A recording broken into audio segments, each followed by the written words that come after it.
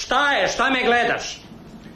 Gledam te i mislim kad će da prestaneš da oblećeš po tu kancelariju ko papadaći.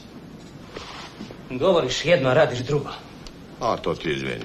Ne, ja sam rekao da nećeš da budeš mlađi referent i nisi. Nego da budem neraspoređen. A to ti se ne sviđa?